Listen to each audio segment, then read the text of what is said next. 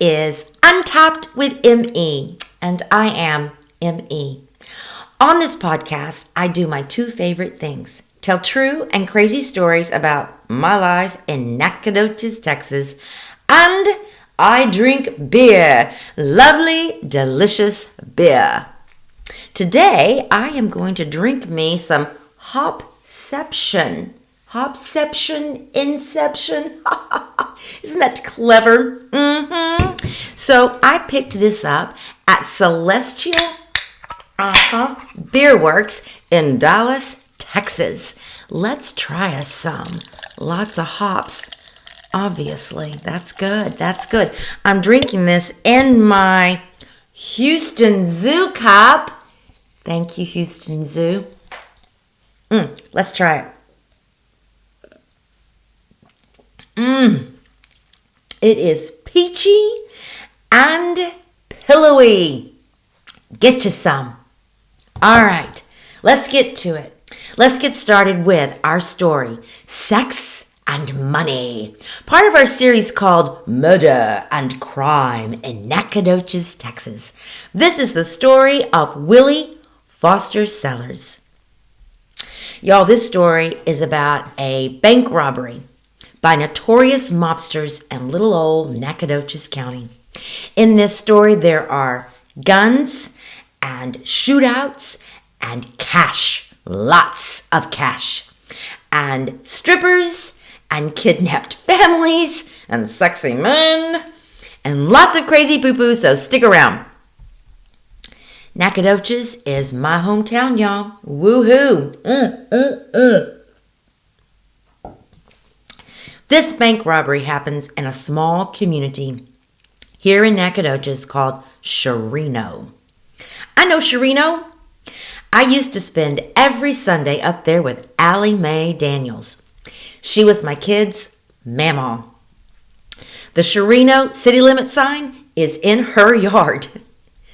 You know how many people live in Shino? 400. That's it.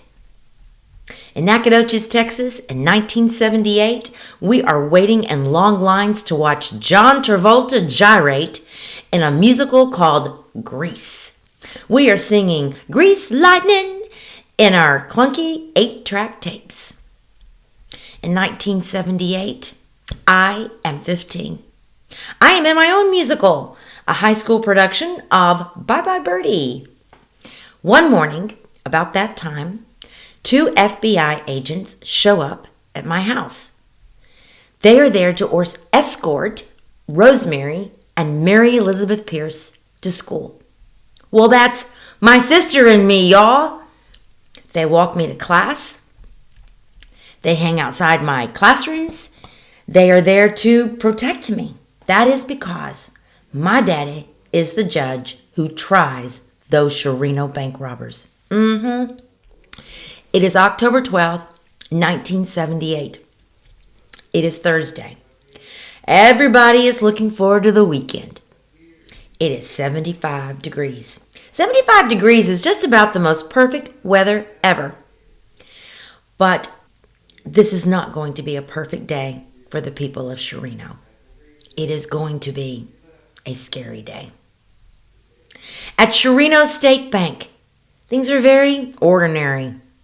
The bank has just opened. People have just moseyed in to maybe have a cup of coffee. People are wanting to cash checks. People are wanting to deposit checks. It's the 70s, y'all. We are still very much about the check. Suddenly, 2 men enter the bank wearing ski masks and jumpsuits. One man waves a pistol. One man brandishes a large shotgun. That man jumps over the counter to the head teller. He tells him to not move. He says, "Don't move." But he does move. Just a slight, involuntary step back. And that is all it takes for that one robber to lose it. He hits him hard in the mouth. He repeats with force, "Don't move." The robbers take all the money in the vault. They take all the money in the teller's drawers. Then they herd the bank employees and the customers who just happened to be there into the vault. When the hostages fill up the vault, they move the rest of the people to the bathroom. What would you be thinking if you were one of those people?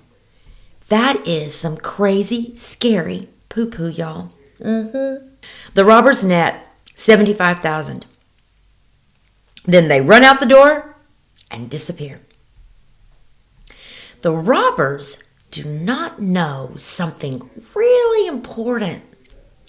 A woman in the bank has pushed the front door open and walked out.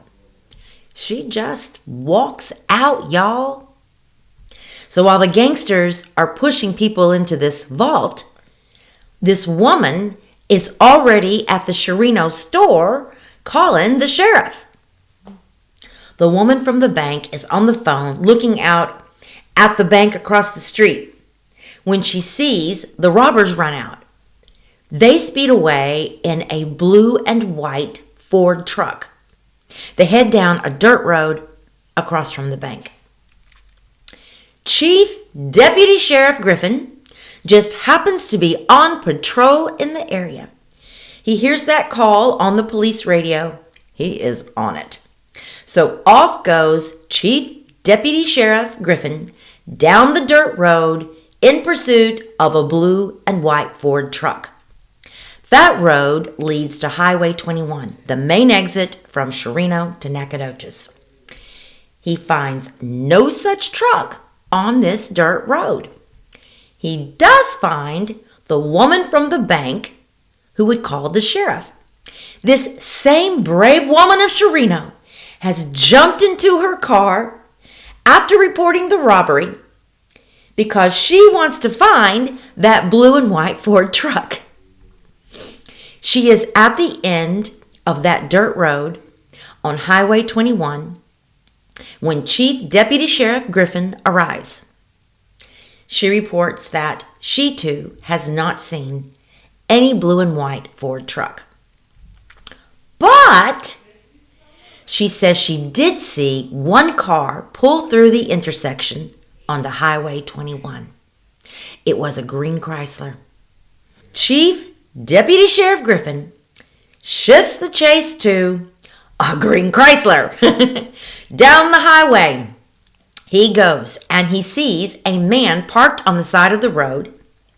And he talks to that man, and that man says that the green Chrysler went down another dirt road up the way. Griffin is on it. There are tracks leading up into a field. He follows those tracks, and there sits the green Chrysler. But no bank robbers. Everyone in Shino is on the phone talking to everyone in Shino. Alert! Dangerous men on the loose. They could show up anywhere. They could take some young mother at her home alone and hold her hostage. And her poor children look on in horror. Can you imagine the frantic terror? About that time, one local man spots a car in the woods on his land. He gets in his car to investigate, and he comes right up on that green Chrysler. What is this, he thinks. And suddenly, a man exits the driver's side. He has a gun. He points it straight at the windshield, and he shoots it up. The local man is freaked out. He backs up fast. He lands in a ditch. He jumps out and he starts running. The robbers speed away. Roadblocks are up everywhere in several counties. The search goes on for days. People in all of Nacogdoches County live in fear. Everyone is locking their doors night and day. Everyone is looking out their windows. No one feels safe. By Monday, the blue and white Ford truck is found ditched off that dirt road. 10 miles away, a Chevy truck is reported stolen. It belongs to the Stephen F. Austin State University dairy farm. The truck shows up at a very small airport in Tyler, Texas. That is only about an hour and a half from Shino. Could it be that somehow the theft of that SFA truck is connected to the robber's escape? Could they somehow have run to the dairy farm and stolen the truck and have driven it to the airport? Meanwhile, deputies are all over that green Chrysler. They find the usual per a bank robber. They find a police radio to avert the law's every move. They find a map marked for the locations of future bank robberies. Not so smart to leave that behind. They also find two more very interesting items. They find booze, and they find rubbers. I guess those robbers wanted to be ready to party at any time, even on the run. That is some crazy, not funny poo-poo. 1 minute. The license plates of that Chrysler will provide an important clue. They are registered to the state of Arkansas. The suspects are announced to the public the very day after the robbery. A grand jury indicts them the next day. That is how sure the FBI is about who robbed that bank. They know how their suspects repeatedly operate. Small bank, little town, ski masks, big guns, multiple stolen cars. And one of their suspects resides in Little Rock, Arkansas. That is probably where they got that green Chrysler. So the FBI distributes 1,000 wanted posters of Willie Foster Sellers and James Hoyt Powell. Since 1972, there has been a slew of bank robberies just like this one in Shino throughout the southeast United States. They are executed by a group of ragtag, dangerous criminals that the FBI calls the Dawson Gang.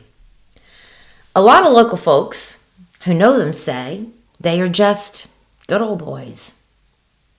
But make no mistake, the men of the Dawson Gang are heavily armed criminals. They are comfortable with a submachine gun. They like a sawed-off shotgun. They take hostages. Many are indicted for murder. These are professionals in the worst sense of the word, y'all. Some would say that the leader of the Dawson Gang is Willie Foster Sellers. He is the star of our story. He is the leader because he is the mastermind. He is smart about how to get in and out of the bank. He is smart about how to evade the police. Willie Foster Sellers likes to say he is just a country boy. Such a sweet cherub of a child. He spends his time on a farm in Baxley, Appling County. He earns patches as a Boy Scout. He enlists in the Marines. He is good as mama. Her name is Ellen. She is just a girl of 21 when she has Foster. Now Foster's daddy, Arthur Sellers, is a much older 45. This is his second family. He is not really engaged in Foster's childhood. He is really not a lot of help to Foster's mama. So Foster makes a point of helping his mama. He helps her with her egg business. He helps her with her restaurant too. He would do anything for his mama. And she would also do quite a lot for her Willie. Foster didn't want to be a bank robber, y'all. You know what he really wanted to do with his life? He really wanted to own a drive-in restaurant. Yep. Foster opens Foster's Drive-In. It does not work. Foster spends more than he makes. He spends his money on fancy fast cars. He spends his money on loose and pretty ladies in those cars. Well, he needs quick money if he is to have all that fun. He begins forging his name on stolen checks. But that is no way to make a living. Enter Pussycat Carter. That's a crazy name, isn't it? Pussycat runs a beer joint in Bacon, Georgia. Not Macon, Georgia, but Bacon, Georgia. Willie starts hanging out at Pussycat's. He has no money. He loses his fancy car. So Pussycat connects him to the people that show Foster how to crack safes.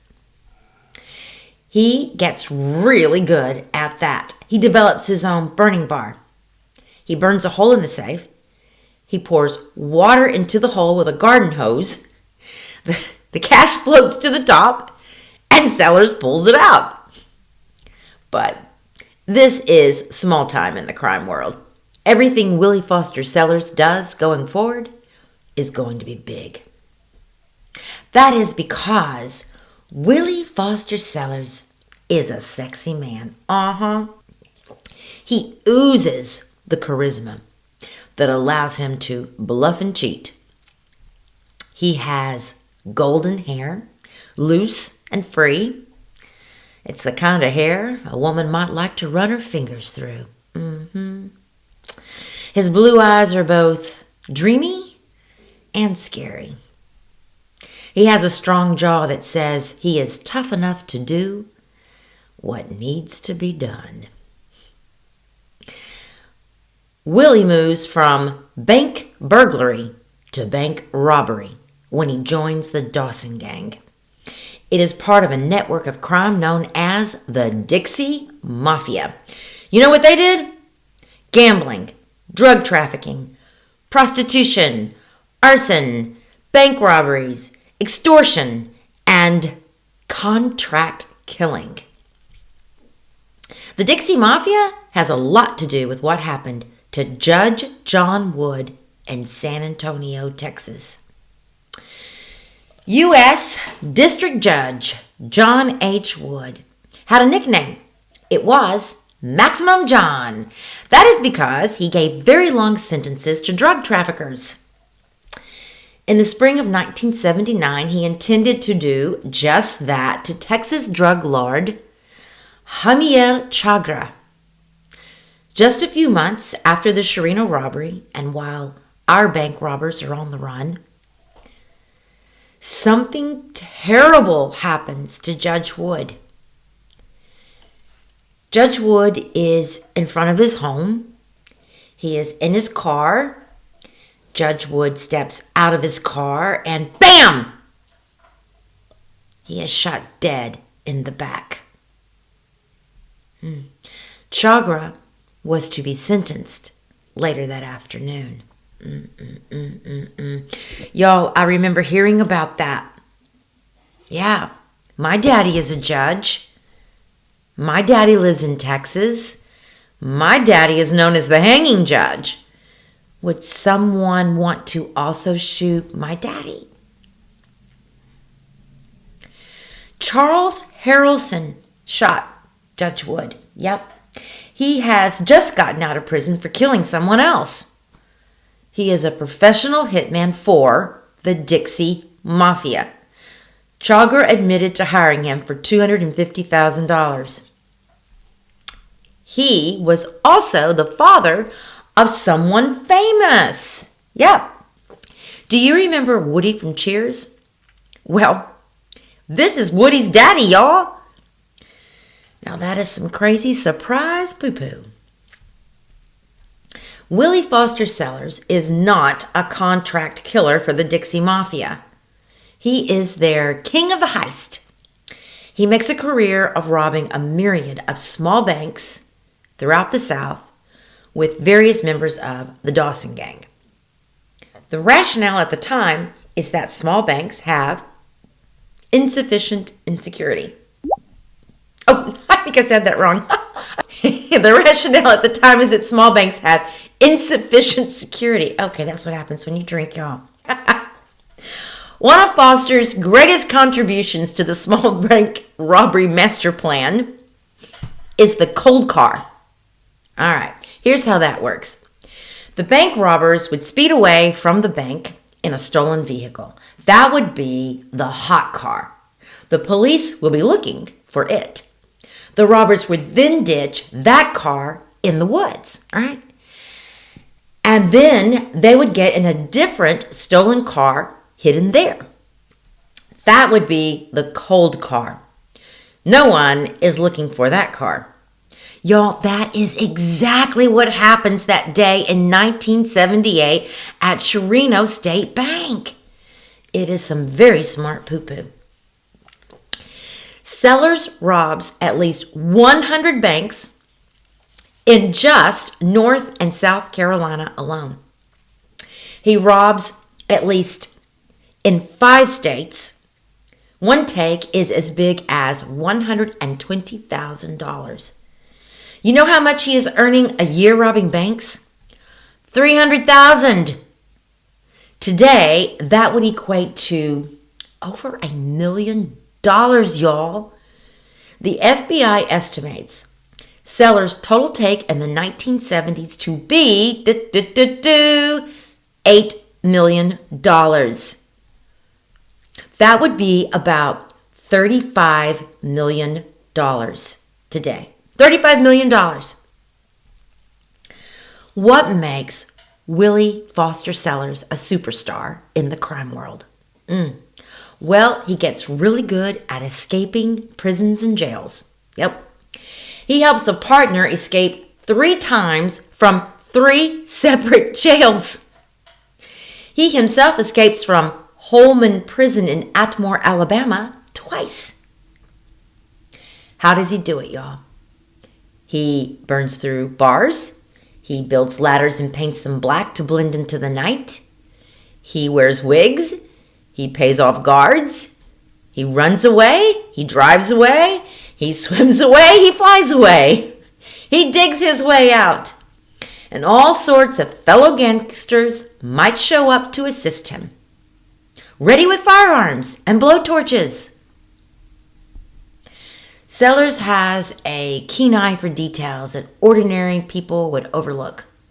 He has a brilliant imagination, and almost always he has the help of 2 women, his mother Ellen and his wife Barbara. Let's drink to Ellen and Barbara. His Dawson gang buddies have a system to facilitate breakouts. They subpoena each other from their resident prisons to other prisons to testify for the buddy. So the buddy has to leave their prison to get to the town of the other buddy who needs them to testify in a trial. And it's all just a ruse so that a trip would be required. This trip would require a stay at a smaller jail with less security than the federal prisons where they live. That gives them a chance for a breakout. Sellers is at the Fulton County Jail in Atlanta, Georgia, for just that reason. He notices that the security there is not scanning all the mail. So he has an idea. It involves some shower shoes and a checkerboard. Let's drink to shower shoes and a checkerboard. He instructs Barbara to buy some shower shoes and cut a hole in each, to bury some cutting bars, and then glue them back. Just as he planned, the shoes get through the mail to him. Next, he takes an ordinary checkerboard that inmates use for their entertainment. He cuts that into the shape of a hacksaw. He then attaches the checkerboard hacksaw to the cutting bars with the tongue of a shoe. Now that is some crazy poo-poo. It didn't work, but it is a really good example of the kind of innovative thinking that was Sellers' signature. In 1978, the year of the bank robbery in Shino, Willie Foster Sellers is 44. He has a pretty wife and 4 cute little kids. They live in a large, super nice home in a well-to-do neighborhood in Little Rock, Arkansas. It even has a community pool and a golf course. Sellers is an ordinary neighbor. He takes the trash out, he mows the yard, he waves at the neighbors as they pass. They don't know their neighbor holds up banks with a machine gun. Willie Foster Sellers just keeps playing the law for a fool. It is for these reasons that the FBI put Sellers on their most wanted list. In fact, he is on the top 10 most wanted list for 2 years. Let's drink to that. No one feels the burn of those 2 years more than Agent Leon Blakeney. He's the guy the FBI tasked with finding Sellers. Well, you can see how well that's going. Willie Foster Sellers has made a mockery of the justice system. Blakeney is in Atlanta when he gets word that his nemesis may be down in Nacogdoches, Texas. He soon joins the other 15 or so men in black down here from all over Texas and Louisiana. They are stoic, dogged, determined, but none more so than Blakeney. Blakeney is good looking, y'all. If this were a movie, you know who I would have play Agent Blakeney? Matt Damon. He could be intense, strong, stubborn, hyper-focused. You know what Nacogdoches investigators nicknamed Blakeney? Little Hitler. Yeah. Blakeney knew something about winning. He was named to the Tarleton State University Athletics Hall of Fame. He later transferred and played ball for the Stephen F. Austin State University Lumberjacks. You know where that is, y'all? Nacogdoches. That's right. Just by chance, Agent Blakeney studied accounting at Stephen F. Austin State University in Nacogdoches. It is going to be the location of his long-awaited showdown. Blakeney strategizes that the best way to find a professional escape artist like Sellers is to first find his accomplice.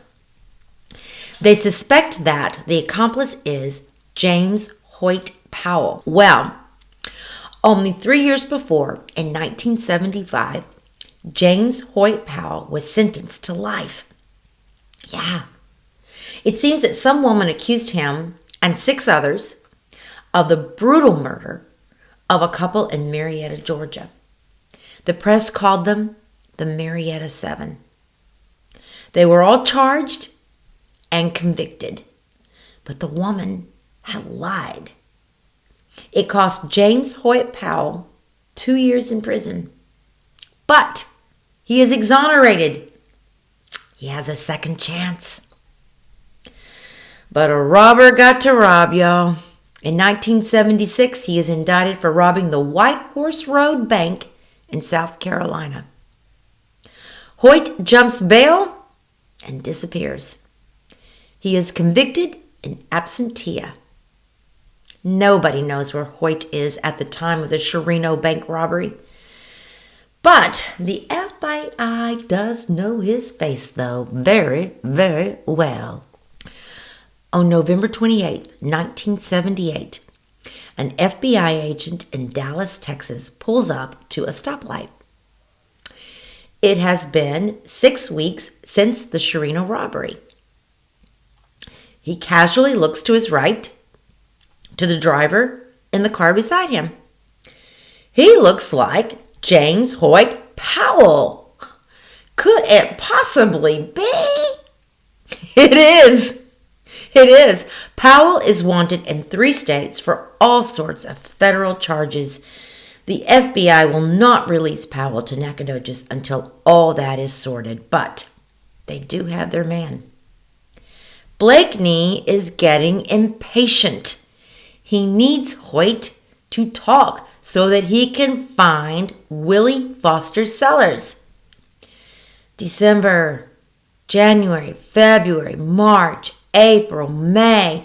This whole time, Nacogdoches is calling up these courts in other states and asking when can they have James Hoyt Powell.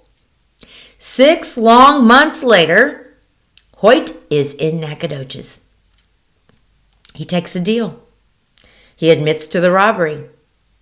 You know who he says his accomplice was? Not Willie Foster Sellers. He says it is someone named Jimmy Miller. Well, okay, but Jimmy Miller is dead, y'all. I guess Hoyt thought he was pretty smart to pin the crime on a dead man. Hoyt is tried and sentenced in the court of Judge Jack Pierce, my daddy. He gets 45 years. Next time, we are going to find out if Willie Foster Sellers is going to pay too. We will also tell the story of Barbara Sellers, the stripper. So, subscribe and follow and tap in to Untapped with ME.